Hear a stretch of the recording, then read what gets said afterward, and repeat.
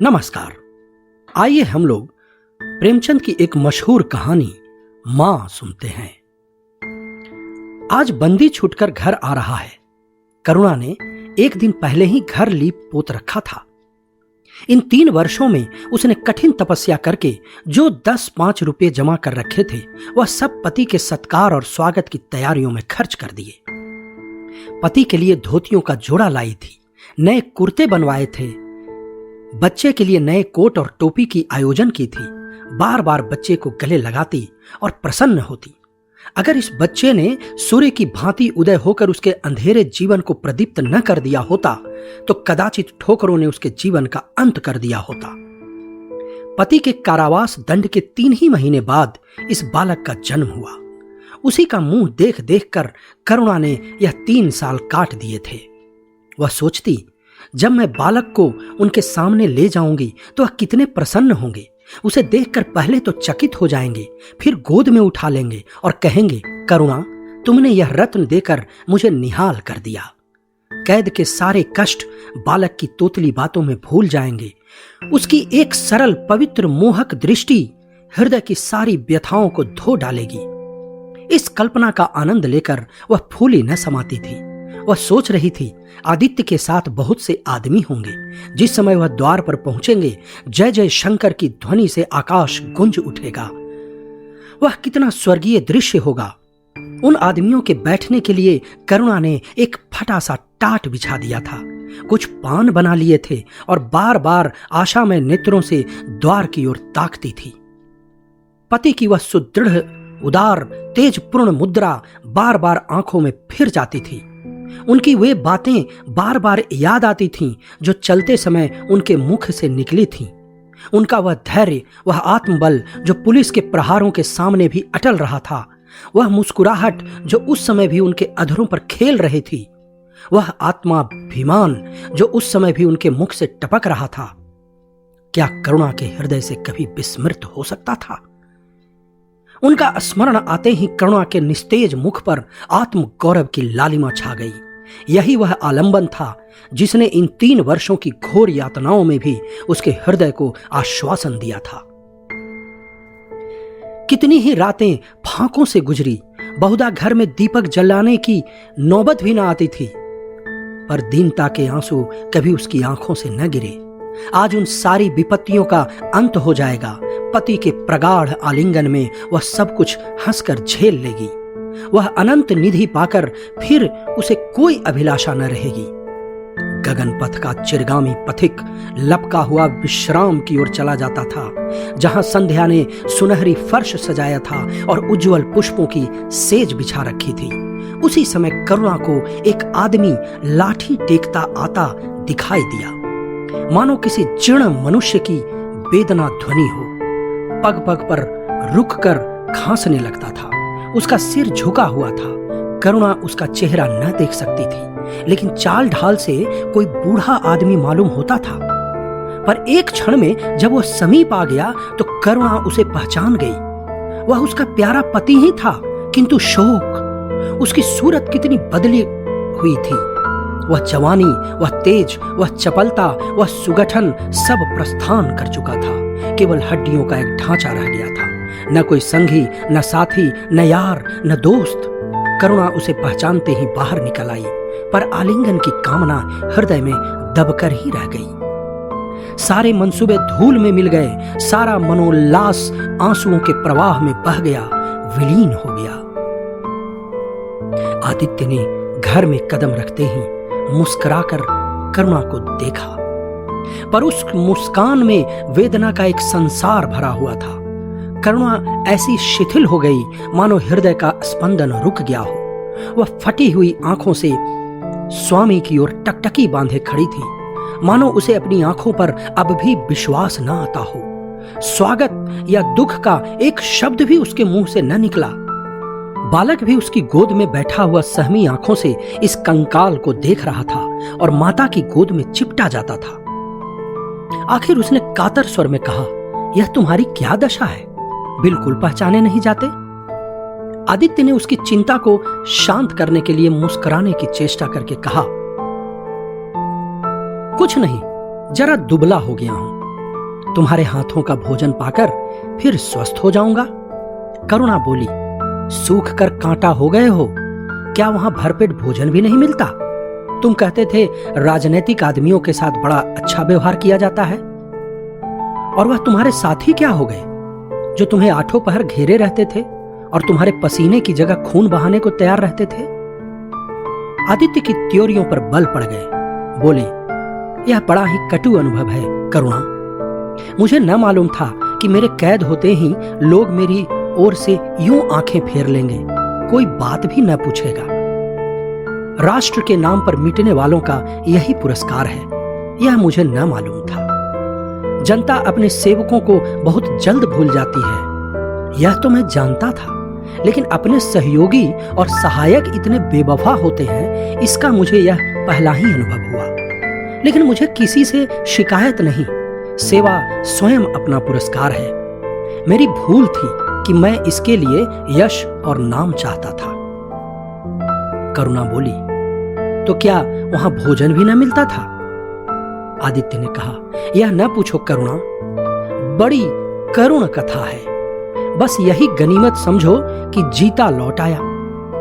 तुम्हारे दर्शन बदे थे, नहीं कष्ट तो ऐसे ऐसे उठाए कि अब तक मुझे प्रस्थान कर जाना चाहिए था।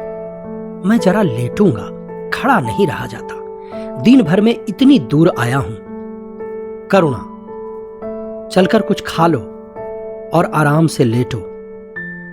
फिर अपने बालक को बोली, बाबूजी हैं बेटा, तुम्हारे बाबूजी, इनकी गोद में जाओ, तुम्हें प्यार करेंगे। आदित्य ने आंसू भरी आंखों से बालक को देखा और उनका एक एक रोम उनका तिरस्कार करने लगा। अपनी जीर्ण दशा पर उन्हें कभी इतना दुख न हुआ था। ईश्वर की असीम दया से यदि उनकी दशा संभल जाती तो वह फिर कभी राष्ट्रीय आंदोलनों के समीप न जाते। इस फूल से बच्चे को यूं संसार में लाकर दरिद्रता और दीनता की आग में झोंकने का उन्हें क्या अधिकार था? वह अब लक्ष्मी की उपासना करेंगे और अपना क्षुद्र जीवन बच्चे के लालन पालन के लिए अर्पित कर देंगे। उन्हें उस समय ऐसा ज्ञात हुआ कि बालक उन्हें उपेक्षा की दृष्टि से देख रहा है, मानो कह रहा है, मेरे साथ आपने अपना कौन सा कर्तव्य पालन किया? उनकी सारी कामना, सारा प्यार बालक को हृदय से लगा लेने के लिए अधीर हो उठा, पर हाथ फैला न सके, हाथों में शक्ति ही न थी। करुणा बालक को लिए हुए उठी और थाली में कुछ भोजन निकाल कर लाई। आदित्य ने क्षुधा पूर्ण नेत्रों से थाली की ओर देखा, मानो आज बहुत दिनों के बाद कोई खाने की चीज सामने आई है। जानता था कि कई दिनों के उपवास के बाद और आरोग्य की इस गई गुजरी दशा में उसे जबान को काबू में रखना चाहिए, पर सब्र न कर सका। थाली पर टूट पड़ा और देखते देखते थाली साफ कर दी। करुणा सशंक हो गई। उसने दोबारा किसी चीज के लिए न पूछा, थाली उठाकर चली गई, पर उसका दिल कह रहा था, इतना तो यह कभी न खाते थे। करुणा बच्चे को कुछ खिला रही थी कि एकाएक कानों में आवाज आई, करुणा। करुणा ने आकर पूछा, क्या तुमने मुझे पुकारा है? आदित्य का चेहरा पीला पड़ गया था और सांस जोर जोर से चल रही थी। हाथों के सहारे वहीं टाट पर लेट गए थे। करुणा उनकी यह हालत देखकर घबरा गई। बोली, जाकर किसी वैद्य को बुला लाऊं? आदित्य ने हाथ के इशारे से उसे मना करके कहा, व्यर्थ है करुणा, अब तुमसे छिपाना व्यर्थ है। मुझे टीबी हो गया है, कई बार मरते मरते बच पाया हूं। तुम लोगों के दर्शन बदे थे, इसीलिए प्राण न निकलते थे। देखो प्रिय, रो मत। करुणा ने सिसकियों को दबाते हुए कहा, मैं वैद्य जी को लेकर अभी आती हूं। आदित्य ने फिर सिर हिलाया, नहीं करुणा, केवल मेरे पास बैठी रहो, अब किसी से कोई आशा नहीं है। डॉक्टरों ने जवाब दे दिया है। मुझे तो यही आश्चर्य है कि यहां पहुंच कैसे गया। न जाने कौन सी दैवी शक्ति मुझे वहां से खींच लाई। कदाचित यह इस बुझते हुए दीपक की अंतिम झलक थी। आह, मैंने तुम्हारे साथ बड़ा अन्याय किया, इसका मुझे हमेशा दुख होगा। मैं तुम्हें कोई आराम न दे सका, तुम्हारे लिए कुछ न कर सका, केवल सुहाग का दाग लगाकर और एक बालक के पालन का भार छोड़कर चला जा रहा हूं। मुझे इसका हमेशा अफसोस रहेगा। करुणा ने हृदय को दृढ़ करके कहा, तुम्हें कहीं दर्द तो नहीं हो रहा है? आग बना लाऊं? कुछ बताते क्यों नहीं? आदित्य ने करवट बदलकर कहा, कुछ करने की जरूरत नहीं है प्रिय, कहीं दर्द नहीं है। बस ऐसा मालूम हो रहा है कि दिल बैठा जाता है, जैसे पानी में डूबा जाता हूं। जीवन की लीला समाप्त हो रही है। दीपक को बुझते हुए देख रहा हूं। कह नहीं सकता कब आवाज बंद हो जाए। जो कुछ कहना है वह कह डालना चाहता हूं। क्यों वह लालसा ले जाऊं? मेरे एक प्रश्न का जवाब दोगी? पूछूं? करुणा के मन की सारी दुर्बलता, सारा शोक, सारी वेदना मानो लुप्त हो गई और उनकी जगह उस आत्म बल का उदय हुआ जो मृत्यु पर हंसता है और विपत्ति के सांपों से खेलता है। रत्न जड़ित मखमली मयान में जैसे तेज तलवार छिपी रहती है, जल के कोमल प्रवाह में जैसे असीम शक्ति छिपी रहती है, वैसे ही रमणी का कोमल हृदय साहस और धैर्य को अपनी गोद में छिपाए रहता है। क्रोध जैसे तलवार को बाहर खींच लेता है, विज्ञान जैसे जल शक्ति का उद्घाटन कर लेता है, वैसे ही प्रेम रमणी के साहस और धैर्य को प्रदीप्त कर देता है। करुणा ने पति के सिर पर हाथ रखते हुए कहा, पूछते क्यों नहीं प्यारे? आदित्य ने करुणा के हाथों के कोमल स्पर्श का अनुभव करते हुए कहा, तुम्हारे विचार में मेरा जीवन कैसा था? बधाई के योग्य। देखो, तुमने मुझसे कभी पर्दा नहीं रखा। इस समय भी स्पष्ट ही कहना, तुम्हारे विचार में मुझे अपने जीवन पर हंसना चाहिए या रोना चाहिए?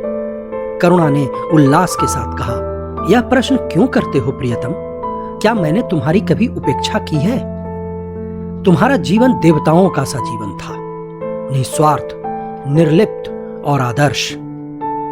विघ्न बाधाओं से तंग आकर मैंने तुम्हें कितनी ही बार संसार की ओर से खींचने की चेष्टा की है, पर उस समय भी मैं मन में जानती थी कि मैं तुम्हें ऊंचे आसमान से गिरा रही हूं। अगर तुम माया मोह में फंसे होते, कदाचित मेरे मन को अत्यधिक संतोष होता, लेकिन मेरी आत्मा को वह गर्व और उल्लास न होता जो इस समय हो रहा है। मैं अगर किसी को बड़े से बड़ा आशीर्वाद दे सकती हूं तो वह यही होगा कि उसका जीवन तुम्हारे जैसा हो। यह कहते कहते करुणा का आभाहीन मुखमंडल ज्योतिर्मय हो गया, मानो उसकी आत्मा दिव्य हो गई हो। आदित्य ने सगर्व नेत्रों से करुणा को देखकर कहा, बस अब मुझे संतोष हो गया करुणा। इस बच्चे की ओर से मुझे कोई शंका नहीं है। मैं उसे इससे अधिक कुशल हाथों में नहीं छोड़ सकता। मुझे विश्वास है कि जीवन का यह ऊंचा और पवित्र आदर्श सदैव तुम्हारे सामने रहेगा। अब मैं मरने को तैयार हूं। 7 वर्ष बीत गए।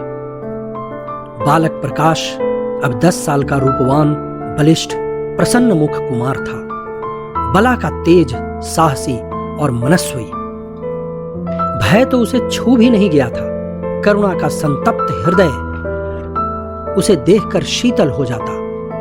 संसार करुणा को अभागिन और दीन समझे, वह कभी भाग्य का रोना नहीं रोती। उसने उन आभूषणों को बेच डाला जो पति के जीवन में उसे प्राणों से भी प्रिय थे, और उस धन से कुछ गायें और भैंसें मोल ली। वह कृषक की बेटी थी और गो पालन उसके लिए कोई नया व्यवसाय न था। इसी को उसने अपनी जीविका का साधन बनाया। विशुद्ध दूध कहाँ मयस्सर होता है, सब दूध हाथों हाथ बिक जाता। करुणा को पहर दिन से पहर रात तक काम में लगा रहना पड़ता, पर वह प्रसन्न थी। उसके मुख पर निराशा या दीनता की छाया नहीं, संकल्प और साहस का तेज है। उसके एक एक अंग से आम गौरव की ज्योति सी निकल रही है। आंखों में एक दिव्य प्रकाश है, गंभीर, अथाह और असीम। सारी वेदनाएं, वैधव्य का शोक और विधि का निर्दय प्रहार, सब उस प्रकाश की गहराई में विलीन हो गया है। प्रकाश पर वह जान देती है। उसका आनंद, उसकी अभिलाषा, उसका संसार, उसका स्वर्ग सब प्रकाश पर न्यौछावर है। पर यह मजाल नहीं कि प्रकाश कोई शरारत करे और करुणा आंखें बंद कर ले। नहीं, वह उसके चरित्र की बड़ी कठोरता से देखभाल करती है। वह प्रकाश की मां ही नहीं, मां बाप दोनों है। उसके पुत्र स्नेह में माता की ममता के साथ पिता की कठोरता भी मिली हुई है। पति के अंतिम शब्द अभी तक उसके कानों में गूंज रहे हैं। वह आत्मोल्लास जो उनके चेहरे पर झलकने लगा था, वह गर्वमयी लाली जो उनकी आंखों में छा गई थी, अभी तक उसकी आंखों में फिर रही है। निरंतर पति चिंतन ने आदित्य को उसकी आंखों में प्रत्यक्ष कर दिया है। वह सदैव उनकी उपस्थिति का अनुभव किया करती है। उसे ऐसा जान पड़ता है कि आदित्य की आत्मा सदैव उसकी रक्षा करती रहती है। उसकी यही हार्दिक अभिलाषा है कि प्रकाश जवान होकर पिता का पदगामी हो। संध्या हो गई थी। एक भिखारिन द्वार पर आकर भीख मांगने लगी। करुणा उस समय गौओं को सानी दे रही थी। प्रकाश बाहर खेल रहा था, बालक ही तो था। शरारत सूझी, घर में गया और कटोरे में थोड़ा सा भूसा लेकर बाहर निकला। भिखारिन ने अपनी झोली फैला दी। प्रकाश ने भूसा उसकी झोली में डाल दिया और जोर जोर से तालियां बजाता हुआ भागा। भिखारिन ने अग्निमय नेत्रों से देखकर कहा, वाह रे लाडले, मुझसे हंसी करने चला है। यही मां बाप ने सिखाया है। तब तो खूब कुल का नाम जगाओगे। करुणा उसकी बोल सुनकर बाहर निकल आई और पूछा, क्या है माता, किसे कह रही हो? भिखारिन ने प्रकाश की तरफ इशारा करके कहा, वह तुम्हारा लड़का है ना? देखो, कटोरे में भूसा भरकर मेरी झोली में डाल गया है। चुटकी भर आटा था, वह भी मिट्टी में मिल गया। कोई इस तरह दुखियों को सताता है? सबके दिन एक से नहीं रहते। आदमी को घमंड न करना चाहिए। करुणा ने कठोर स्वर में पुकारा, प्रकाश। प्रकाश लज्जित न हुआ। अभिमान से सिर उठाए हुए आया और बोला, यह हमारे घर भीख मांगने क्यों आई है? कुछ काम क्यों नहीं करती? करुणा ने उसे समझाने की चेष्टा करके कहा, शर्म तो आती नहीं, उल्टे और आंखें दिखाते हो। प्रकाश, शर्म क्यों आए? यह क्यों रोज भीख मांगने आती है? हमारे यहां क्या कोई चीज मुफ्त आती है? करुणा, तुम्हें कुछ न देना था तो सीधे कह देते। जाओ, तुमने यह शरारत क्यों की? प्रकाश ने कहा, उसकी आदत कैसे छूटेगी? करुणा ने बिगड़ कर कहा, तुम अब पीटोगे, मेरे हाथों से पीटोगे। प्रकाश, पीटूंगा क्यों? आप जबरदस्ती पीटेंगी। दूसरे मुल्कों में अगर कोई भीख मांगे तो कैद कर लिया जाए, यह नहीं कि उल्टे भिखमंगों को और शह दिया जाए। करुणा पूछी, जो अपंग है वह कैसे काम करे? प्रकाश, तो जाकर डूब मरे, जिंदा क्यों रहती है? करुणा निरुत्तर हो गई। बुढ़िया को तो उसने आटा दाल देकर विदा किया, किंतु प्रकाश का कुतर्क उसके हृदय में फोड़े के समान टीसता रहा। इसने यह धृष्टता, यह अभिनय कहां सीखा? रात को भी उसे बार बार यही ख्याल सताता रहा। आधी रात के समीप एकाएक प्रकाश की नींद टूटी तो देखा लालटेन जल रही है और करुणा बैठी रो रही है। उठ बैठा और बोला, अम्मा, अभी तुम सोई नहीं? करुणा ने मुंह फेर कर कहा, नींद नहीं आई। तुम कैसे जाग गए? प्यास तो नहीं लगी है? प्रकाश, नहीं अम्मा, न जाने क्यों आंख खुल गई। मुझसे आज बड़ा अपराध हुआ अम्मा। करुणा ने उसके मुख की ओर स्नेह के नेत्रों से देखा। प्रकाश, मैंने आज बुढ़िया के साथ बड़ी नटखटी की, मुझे क्षमा करो, फिर कभी ऐसी शरारत न करूंगा। यह कहकर वह रोने लगा। करुणा ने स्नेहार्द होकर उसे गले लगा लिया और उसके कपोलों का चुंबन करके बोली, बेटा, मुझे खुश करने के लिए यह कह रहे हो या तुम्हारे मन में सचमुच पछतावा हो रहा है? प्रकाश ने सिसकते हुए कहा, नहीं अम्मा, मुझे दिल से अफसोस हो रहा है। अब की वह बुढ़िया आएगी तो मैं उसे बहुत से पैसे दूंगा। करुणा का हृदय मतवाला हो गया। ऐसा जान पड़ा आदित्य सामने खड़े बच्चे को आशीर्वाद दे रहे थे और कह रहे हैं, करुणा, क्षोभ मत कर, प्रकाश अपने पिता का नाम रोशन करेगा, तेरी संपूर्ण कामनाएं पूरी हो जाएंगी। लेकिन प्रकाश के कर्म और वचन में मेल न था और दिनों के साथ उसके चरित्र का यह अंग प्रत्यक्ष होता जाता था। जहीन था ही, विश्वविद्यालय से उसे वजीफे मिलते थे, करुणा भी उसे यथेष्ट सहायता करती रहती थी, फिर भी उसका खर्च पूरा न पड़ता था। वह मित व्ययिता और सरल जीवन पर विद्वता से भरे हुए व्याख्यान दे सकता था, पर उसका रहन सहन फैशन के अंधभक्तों से जौ भर भी घट कर न था। प्रदर्शन की धुन हमेशा सवार रहती थी। उसके मन और बुद्धि में निरंतर द्वंद्व होता रहता था। मन समाज की ओर था, बुद्धि अपनी ओर। बुद्धि मन को दबाए रखती थी। उसके सामने मन की एक न चलती थी। समाज सेवा ऊसर की खेती है। वहां बड़े से बड़ा उपहार जो मिल सकता है वह है गौरव और यश, पर वह भी अस्थायी नहीं, इतना अस्थिर कि एक क्षण में जीवन भर की कमाई पर पानी फिर सकता है। अतएव उसका अंतःकरण अनिवार्य वेग के साथ विलासमय जीवन की ओर झुकता जाता था, यहां तक कि धीरे धीरे उसे त्याग और निग्रह से घृणा होने लगी। वह दुर्वस्था और दरिद्रता को हे समझता था। उसके हृदय न था, भाव न थे, केवल मस्तिष्क था। मस्तिष्क में दर्द कहां, दया कहां? वहां तो तर्क है, हौसला है, मंसूबे हैं। सिंध में बाढ़ आई, हजारों आदमी तबाह हो गए। विद्यालय ने वहां एक सेवा समिति भेजी। प्रकाश के मन में द्वंद्व होने लगा, जाऊं या न जाऊं। इतने दिनों अगर वह परीक्षा की तैयारी करे तो प्रथम श्रेणी में पास हो। चलते समय उसने बीमारी का बहाना कर दिया। करुणा ने लिखा, तुम सिंध न गए, इसका मुझे खेद है। तुम बीमार रहते हुए भी वहां जा सकते थे। समिति में चिकित्सक भी तो थे। प्रकाश ने पत्र का उत्तर न दिया। उड़ीसा में अकाल पड़ा। प्रजा मक्खियों की तरह मरने लगी। कांग्रेस ने पीड़ितों के लिए मिशन तैयार किया। उन्हीं दिनों विद्यालय ने इतिहास के छात्रों को ऐतिहासिक खोज के लिए लंका भेजने का निश्चय किया। करुणा ने प्रकाश को लिखा, तुम उड़ीसा जाओ, किंतु प्रकाश लंका जाने को ललायित था। वह कई दिन इसी दुविधा में रहा। अंत को सिलोन ने उड़ीसा पर विजय पाई। करुणा ने अब की उसे कुछ न लिखा, चुपचाप रोती रही। सिलोन से लौटकर प्रकाश छुट्टियों में घर गया। करुणा उससे खींची खींची रही। प्रकाश मन में लज्जित हुआ और संकल्प किया कि अब की कोई अवसर आया तो अम्मा को अवश्य प्रसन्न करूंगा। यह निश्चय करके वह विद्यालय लौटा। लेकिन यहां आते ही फिर परीक्षा की फिक्र सवार हो गई। यहां तक कि परीक्षा के दिन आ गए, मगर इम्तिहान से फुर्सत पाकर भी प्रकाश घर ना गया। विद्यालय के एक अध्यापक कश्मीर सैर करने जा रहे थे। प्रकाश उन्हीं के साथ कश्मीर चल खड़ा हुआ। जब परीक्षा फल निकले और प्रकाश प्रथम आया, तब उसे घर की याद आई। उसने तुरंत करुणा को पत्र लिखा और अपने आने की सूचना दी। माता को प्रसन्न करने के लिए उसने 2-4 शब्द समाज सेवा के विषय में भी लिखे। अब मैं आपकी आज्ञा का पालन करने को तैयार हूं। मैंने शिक्षा संबंधी कार्य करने का निश्चय किया है। इसी विचार से मैंने यह विशिष्ट स्थान प्राप्त किया है। हमारे नेता भी तो विद्यालयों के आचार्यों का ही सम्मान करते हैं।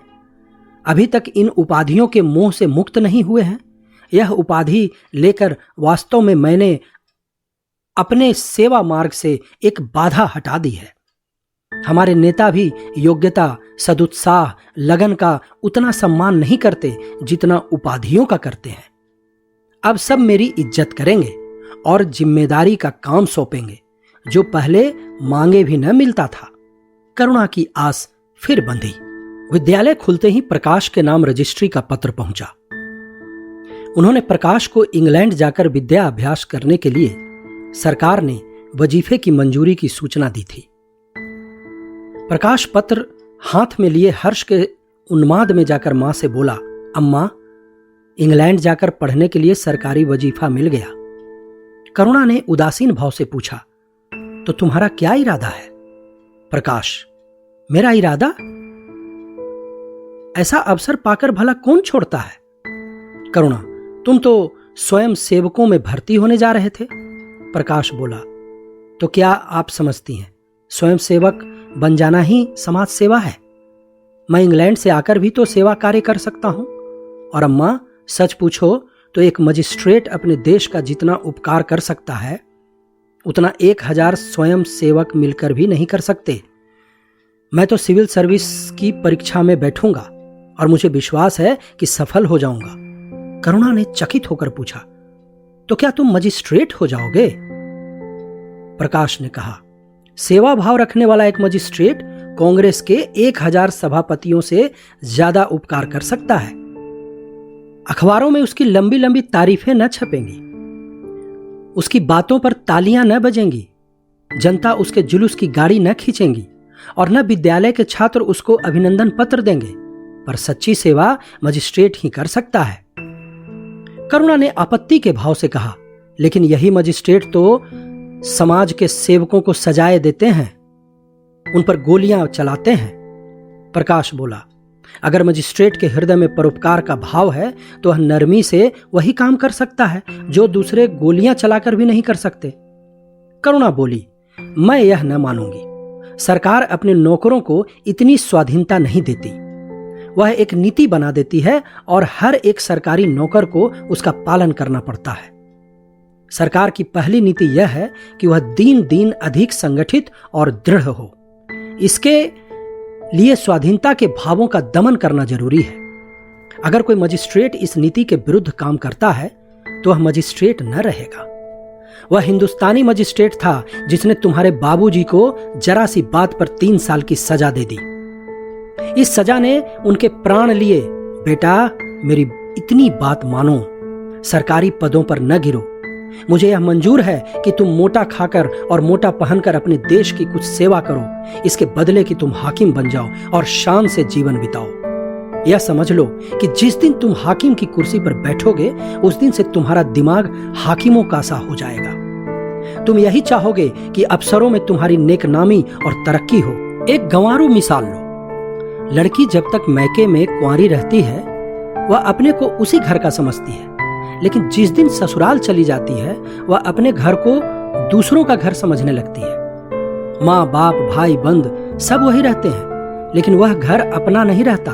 यही दुनिया का दस्तूर है। प्रकाश ने खींच कर कहा, तो क्या आप यही चाहती हैं कि मैं जिंदगी भर चारों तरफ ठोकरें खाता फिरूं?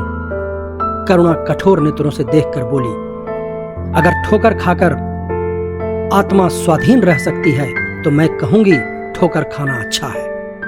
प्रकाश ने निश्चयात्मक भाव से पूछा, तो आपकी यही इच्छा है? करुणा ने उसी स्वर में उत्तर दिया, हाँ, मेरी यही इच्छा है। प्रकाश ने कुछ जवाब न दिया, उठकर बाहर चला गया और तुरंत रजिस्ट्रार को इनकारी पत्र लिख भेजा। मगर उसी क्षण से मानो उसके सिर पर विपत्ति ने आसन जमा लिया। विरक्त और विमन अपने कमरे में पड़ा रहता, न कहीं घूमने जाता, न किसी से मिलता। मुंह लटकाए भीतर आता, 2-4 कौर खाता और फिर बाहर चला जाता। यहां तक कि 1 महीना गुजर गया। न चेहरे पर वह लाली रही, न वह ओज। आंखें अनाथों के मुख की भांति याचना से भरी हुई, ओठ हंसना भूल गए। मानो उस इनकारी पत्र के साथ उसकी सारी सजीवता, सारी चपलता, सारी सरसता विदा हो गई। करुणा उसके मनोभाव समझती थी और उसके शोक को भुलाने की चेष्टा करती थी, पर रूठे देवता प्रसन्न न होते थे। आखिर एक दिन उसने प्रकाश से कहा, बेटा, अगर तुमने विलायत जाने को ठान ली है तो चले जाओ, मैं मना न करूंगी। मुझे खेद है कि मैंने तुम्हें रोका। अगर मैं जानती कि तुम्हें इतना आघात पहुंचेगा तो कभी न रोकती। मैंने तो केवल एक विचार से रोका था कि तुम्हें समाज सेवा में मग्न देखकर तुम्हारे बाबूजी की आत्मा प्रसन्न होगी। उन्होंने चलते समय यह वसीयत की थी। प्रकाश ने रुखाई से जवाब दिया, अब क्या जाऊंगा? इनकारी खत लिख चुका। मेरे लिए कोई अब तक बैठा थोड़े ही होगा। कोई दूसरा लड़का चुन लिया गया होगा और फिर करना ही क्या है? जब आपकी मर्जी है कि गांव गांव की खाक छानता फिरूं तो वही सही। करुणा का गर्व चूर चूर हो गया। इस अनुमति से उसने बाधा का काम लेना चाहा था, पर सफल न हुई। बोली, अभी न चुना गया होगा, लिख दो, मैं जाने को तैयार हूं। प्रकाश ने झुंझला कर कहा, अब कुछ नहीं हो सकता, लोग हंसी उड़ाएंगे। मैंने तय कर लिया है कि जीवन को आपकी इच्छा के अनुकूल बनाऊंगा। करुणा बोली, तुमने अगर शुद्ध मन से यह इरादा किया होता तो यूं न रहते। तुम मुझसे सत्याग्रह कर रहे हो। अगर मन को दबाकर मुझे अपनी राह का कांटा समझकर तुमने मेरी इच्छा पूरी भी की तो क्या? मैं तो जब जानती तुम्हारे मन में आप ही सेवा का भाव उत्पन्न होता। तुम आज ही रजिस्ट्रार साहब को पत्र लिख दो। प्रकाश, अब नहीं लिख सकता। तो इसी शोक में तने बैठे रहोगे? लाचारी है। करुणा ने कुछ और न कहा। जरा देर में प्रकाश ने देखा कि वह कहीं जा रही है, मगर वह कुछ बोला नहीं। करुणा के लिए बाहर आना जाना कोई असाधारण बात न थी। लेकिन जब संध्या हो गई और करुणा न आई तो प्रकाश को चिंता होने लगी। अम्मा कहाँ गई? यह प्रश्न बार बार उसके मन में उठने लगा। प्रकाश सारी रात द्वार पर बैठा रहा। भांति भांति की शंकाएं मन में उठने लगी। उसे अब याद आया, चलते समय करुणा कितनी उदास थी, उसकी आंखें कितनी लाल थीं।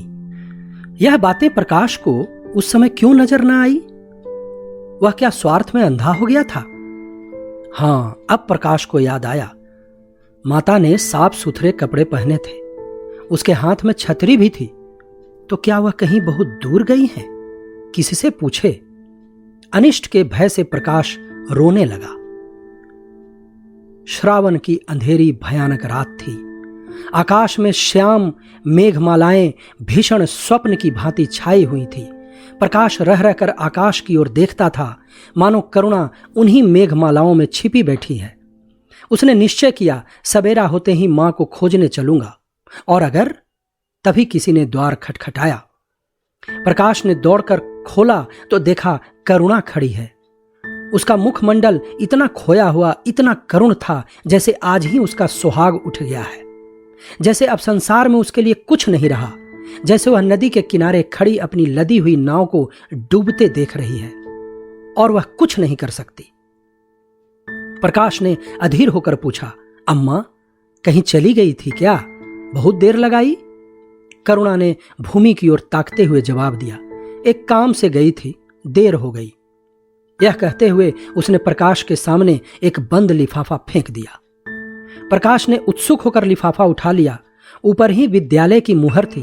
तुरंत ही लिफाफा खोलकर पढ़ा।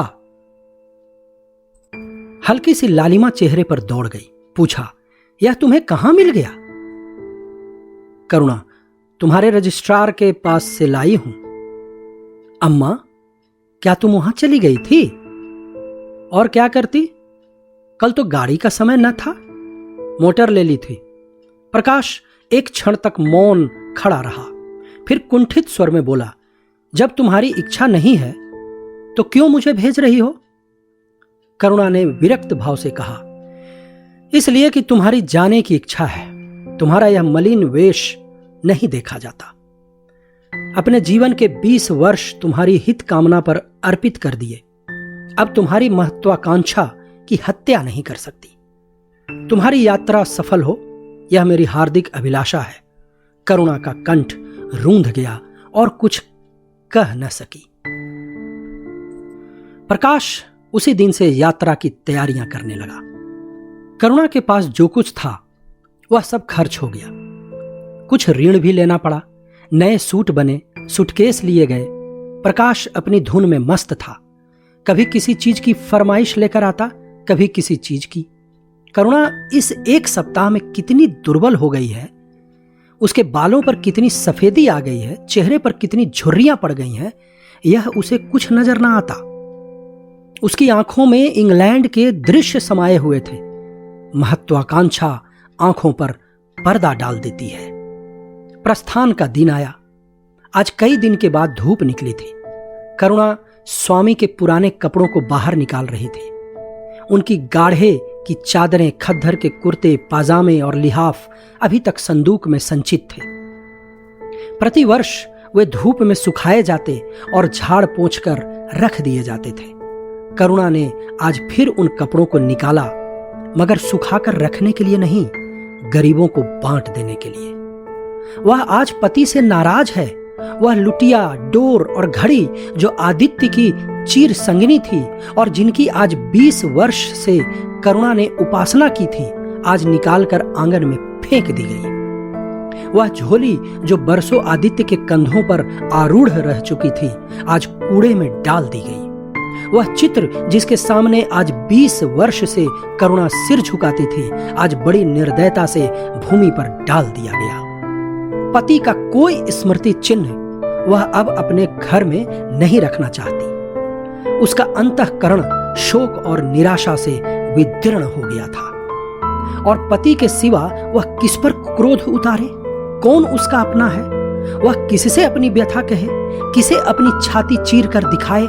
वह होते तो क्या आज प्रकाश दास्ता की जंजीर गले में डालकर फूला न समाता? उसे कौन समझाए कि आदित्य भी इस अवसर पर पछताने के सिवा और कुछ न कर सकते थे। प्रकाश के मित्रों ने आज उसे विदाई का भोज दिया था। वहां से वह संध्या समय कई मित्रों के साथ मोटर पर लौटा। सफर का सामान मोटर पर रख दिया गया। तब वह जाकर अंदर मां से बोला, अम्मा जाता हूं, बंबई पहुंचकर पत्र लिखूंगा। तुम्हें मेरी कसम रोना मत और मेरे खतों का जवाब बराबर देना। जैसे किसी लाश को बाहर निकलते समय संबंधियों का धैर्य छूट जाता है, रुके हुए आंसू निकल पड़ते हैं और शोक की तरंगें उठने लगती है, वही दशा करुणा की हुई।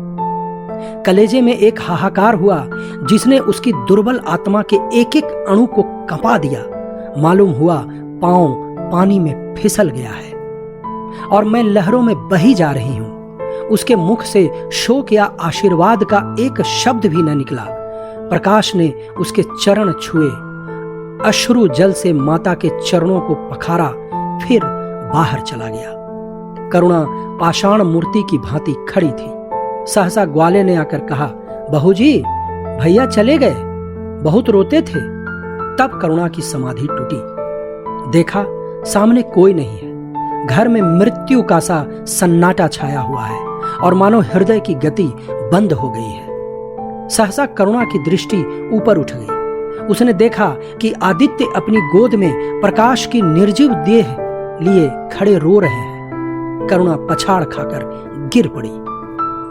करुणा जीवित थी, पर संसार से उसका कोई नाता न था। उसका छोटा सा संसार जिसे उसने अपनी कल्पनाओं के हृदय में रचा था, स्वप्न की भांति अनंत में विलीन हो गया था। जिस प्रकाश को सामने देखकर वह जीवन की अंधेरी रात में भी हृदय में आशाओं की संपत्ति लिए जी रही थी, वह बुझ गया और संपत्ति लूट गई। अब न कोई आश्रय था और न उसकी जरूरत। जिन गायों को वह दोनों वक्त अपने हाथों से दाना चारा देती थी और सहलाती थी, अब खूंटे पर बंधी निराश नेत्रों से द्वार की ओर ताकती रहती थी। बछड़ों को गले लगाकर चुमकारने वाला अब कोई न था। किसके लिए दूध दूहे, मस्का निकाले, खाने वाला कौन था? करुणा ने अपने छोटे से संसार को अपने ही अंदर समेट लिया था। किंतु एक ही सप्ताह में करुणा के जीवन ने फिर रंग बदला।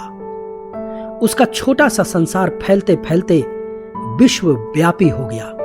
जिस लंगर ने नौका को तट से एक केंद्र पर बांध रखा था, वह उखड़ गया।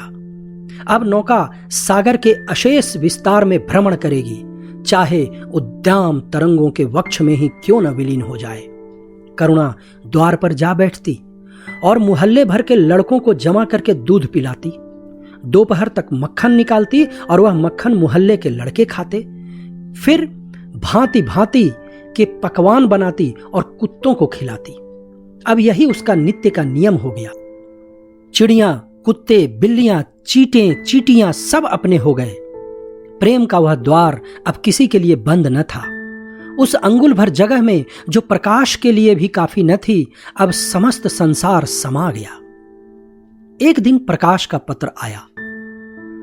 करुणा ने उसे उठाकर फेंक दिया। फिर थोड़ी देर बाद उसे उठाकर फाड़ डाला और चिड़ियों को दाना चुगाने लगी। मगर जब निशा योगिनी ने अपनी धुन जलाई और वेदनाएं उससे वरदान मांगने के लिए विकल होकर चली, तो करुणा की मनोवेदना भी सजग हो उठी। प्रकाश का पत्र पढ़ने के लिए उसका मन व्याकुल हो उठा। उसने सोचा, प्रकाश मेरा कौन है? मेरा उससे क्या प्रयोजन? हां, प्रकाश मेरा कौन है? हृदय ने उत्तर दिया, प्रकाश तेरा सर्वस्व है। वह तेरे उस अमर प्रेम की निशानी है जिससे तू सदैव के लिए वंचित हो गई। वह तेरे प्राणों का प्राण है, जीवन दीपक का प्रकाश, तेरे संचित कामनाओं का माधुर्य, तेरे अश्रु जल में विहार करने वाला हास। करुणा उस पत्र के टुकड़ों को जमा करने लगी। मानो उसके प्राण बिखर गए हों। एक एक टुकड़ा उसे अपने खोए हुए प्रेम का एक एक पद चिन्ह मालूम होता था। जब सारे पुर्जे जमा हो गए तो करुणा दीपक के सामने बैठकर उन्हें जोड़ने लगी, जैसे कोई वियोगी हृदय प्रेम के टूटे हुए तारों को जोड़ रहा हो। हाय री ममता! वह अभागिनी सारी रात उन पुर्जों को जोड़ने में लगी रही। पत्र दोनों ओर लिखा हुआ था, इसलिए पुर्जों को ठीक स्थान पर रखना और भी कठिन था। कोई शब्द, कोई वाक्य बीच में गायब हो जाता था। उस एक टुकड़े को वह फिर खोजने लगती। सारी रात बीत गई पर पत्र अभी अपूर्ण था। दिन चढ़ाया। मुहल्ले के लड़के मक्खन और दूध की चाट में एकत्र हो गए। कुत्तों और बिल्लियों का आगमन हुआ। चिड़ियां आ आकर आंगन में फुदकने लगीं। कोई ओखली पर बैठी, कोई तुलसी के चौतरे पर करुणा को सर उठाने की फुर्सत नहीं। दोपहर हुआ, करुणा ने सिर न उठाया। न भूख थी न प्यास थी। फिर संध्या हो गई पर वह पत्र अभी तक अधूरा था। पत्र का आशय समझ में आ रहा था। प्रकाश का जहाज कहीं से कहीं जा रहा है। उसके हृदय में कुछ उठा हुआ है। क्या उठा हुआ है? पर करुणा न सोच सकी। प्यास से तड़पते हुए आदमी की प्यास क्या ओस से बुझ सकती है? करुणा पुत्र की लेखनी से निकले हुए एक एक शब्द को पढ़ना और उसे अपने हृदय पर अंकित कर लेना चाहती थी। इस भांति 3 दिन गुजर गए। संध्या हो गई थी।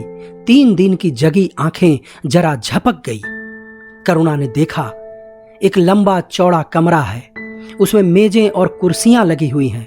बीच में एक ऊंचे मंच पर कोई आदमी बैठा हुआ है। करुणा ने ध्यान से देखा, वह प्रकाश था। एक क्षण में एक कैदी उसके सामने लाया गया। उसके हाथ पांव में जंजीर थी, कमर झुकी हुई। यह आदित्य थे। करुणा की आंखें खुल गई, आंसू बहने लगे। पत्र के टुकड़ों को फिर समेट लिया और उसे जलाकर राख कर डाला। राख की एक चुटकी के सिवा वहां कुछ न रहा। यही उस ममता की चिता थी जो उसके हृदय को विदीर्ण किए डालती थी। इसी एक चुटकी राख में उसका गुड़ियों वाला बचपन, उसका संतप्त यौवन और उसका तृष्णामय वैधव्य सब समा गया। प्रातःकाल लोगों ने देखा तो पक्षी पिंजड़े से उड़ चुका था। आदित्य का चित्र अब भी उसके शून्य हृदय से चिपका हुआ था। वह भग्न हृदय पति की स्नेह स्मृति में विश्राम कर रहा था और प्रकाश का जहाज यूरोप चला जा रहा था।